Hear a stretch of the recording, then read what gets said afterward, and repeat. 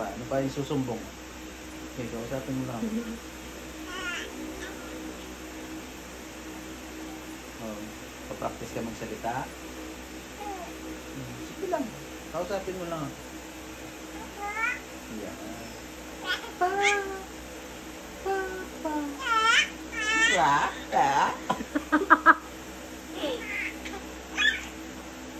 Ano bang gusto niyang sabihin? Nasasamid siya sa pagsasalita niya. Kaya nga. Tagilid ka. Tagilid, tagilid. Hindi natatawa. Sige, usap tayo.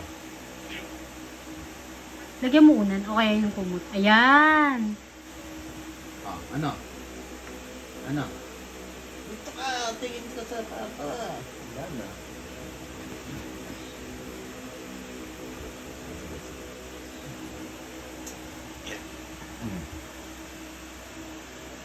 Ano ko magsalita?